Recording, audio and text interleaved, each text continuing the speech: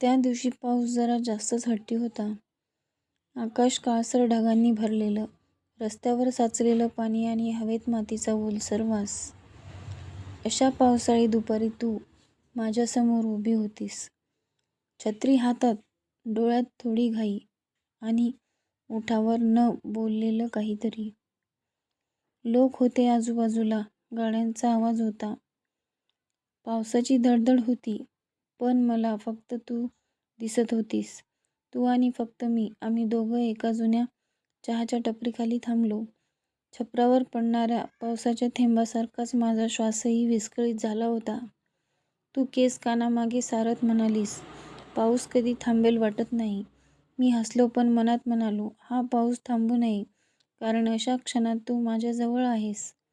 चहाचा वाफाळता कप हातात घेतला, तेव्हा तुझी बोट माझ्या बोटांना अलगद लागली. तो स्पर्श फार लहान होता, पण त्याने मनात मोठा आवाज केला. काही क्षण दोघेही गप्प. शब्दांची गरज नव्हती. पाऊस आठवणी जाग्या करतो म्हणतात. माझ्या सगळ्या आठवणी त्या क्षणी तुझ्याशी जोडल्या गेल्या. तुझं हसणं, तुझं शांत ऐकणं आणि काही न बोलताही सगळं समजून घेणं. आपण असेच कधीतरी निघून जाऊया का? तू अचानक विचारलंस. मी तुझ्याकडे पाहिलं. त्या डोळ्यांत भविष्याची एक लहानशी स्वप्न दडलेली होती. मी काही उत्तर दिलं नाही, कारण काही प्रश्नांची उत्तरं शब्दांत नसतात. ती फक्त मनात उमटतात. पाऊस थोडा कमी झाला. लोक निघून गेले. टपरी रिकामी झाली. पण आमच्यासाठी वेळ थांबली होती. तू म्हणालीस, चला उशीर होतोय. मी मान हलवली, पण मन मागेच राहिलं.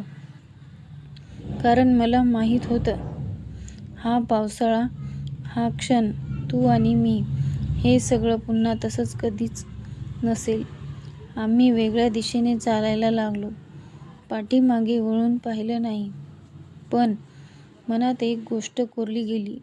आयुष्यात सगळं मिळेलच असं नाही, पण पावसाळ्याच्या त्या दिवशी माझ्याकडे फक्त तू होतीस आणि तेवढंच पुरेसं होतं.